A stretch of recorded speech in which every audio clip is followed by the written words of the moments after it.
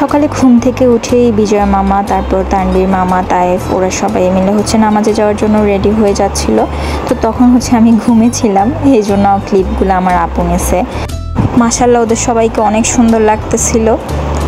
সকাল থেকেই বৃষ্টি শুরু হয়েছিল, যার কারণে আমরা একটু ভয়েই ছিলাম যে সব কিছু কীভাবে করব। তখনও একেবারে মেঘলা ছিল, তখন প্রায় মেবি 7টা বাজতেছিল, 7টা বা 6টা এরকম হবে। তো ওরা সবাই মিলে নামাজে যাচ্ছিল। শক্ত করে বাঁধছেন নি?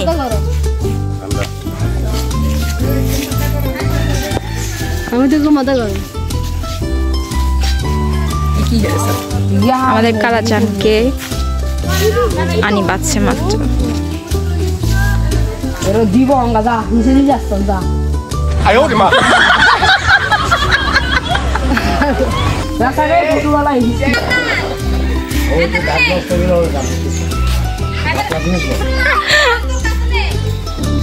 কি সাহসী সিংহে খান ধরে মাইলা।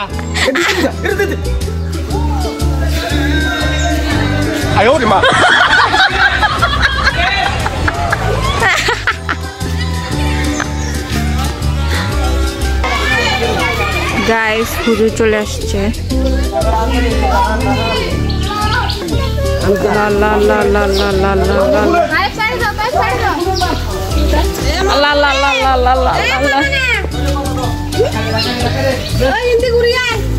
হ্যাঁ নাম দিছে তো, বীজের কাছে দিছে, আপন দিছে। আল্লাহ আল্লাহ আল্লাহ আল্লাহ আল্লাহ আল্লাহ।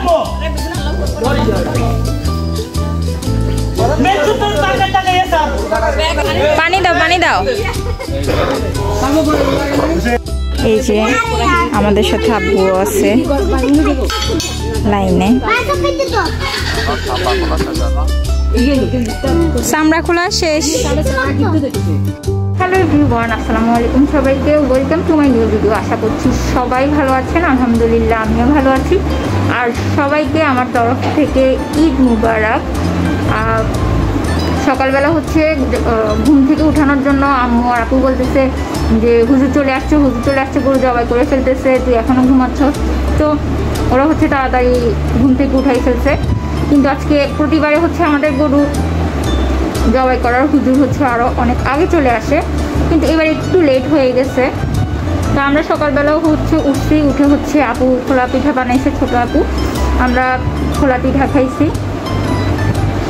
আমি ইন্ট্রোটা আরও আগে দেওয়ার কথা ছিল, কিন্তু তখন ওই মুহূর্তে অনেক বেশি কাজ ছিল, যার জন্য আমি ইন্ট্রোটা তখন শুরু করতে পারি নাই। আর আমি কালকে রাতে ঘুমাতে প্রায়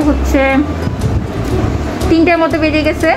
তো গরু পাহারা দিছি, তারপর ঘুমাইতে আসছি। মানে আমার পুরো অবস্থা খারাপ, মাথার ব্যথার একটু ফ্রি হয়েছে, তাই ভাবলাম যে ভিডিওটার ইন্ট্রো দিয়ে নিই। আমি এখনও পর্যন্ত আমার ঈদের আউটফিটই পরি নাই। তো যাই হোক, আব্বুর সাথে ঈদ মুবারক করলাম, সবার সাথে ঈদ মুবারক করলাম। আর এবছর নানুকে ছাড়া প্রথম কুরবানির ঈদ, যদিও নানুকে ছাড়া প্রথম রোজার ঈদটা আমরা কাটাইছি এই বছরই। তো এটা এই কোরবানির ঈদটা নানুকে ছাড়া প্রথম। নানা ভাইকে ছাড়া তো অনেক বছরই ঈদ কাটাইছি, কিন্তু তারপর নানা ভাই চলে যাওয়ার পর নানু ছিল। নানুই আমাদের জন্য সব কিছু ছিল। নানা ভাই হলেও উনি ছিল, নানু হলেও উনি ছিল। তো ঈদে নানুর কাজ করা, তারপর কলা পাতা কাটা, কলা পাতা বিছানো, তারপর উঠানে সব কিছু পরিষ্কার করা, নানু নিজে সব কিছু করতো। তো আজকে ওই জায়গাটা যখন খালি, মানে এতটা খারাপ লাগছে আমি কাউকে বলে বুঝাইতে পারবো না। নানুদের ঘরে কেউই নাই, তো নানুকে ছাড়া আজকে পুরো বাড়ি শূন্য লাগতেছে। আমি এই ফিলিংসটা কাউকে বলে বুঝাইতে পারবো না কীরকম খারাপ লাগতেছে। যাই হোক, সবাই আমার নানা ভাইয়ের জন্য দোয়া করবেন, যেন আল্লাহ আমার নানা ভাইকে জান্নাতুল ফেরদৌস দান করে। এখন বাইরে যাব, কাজ কতটুকু করা হয়েছে ওটা দেখব।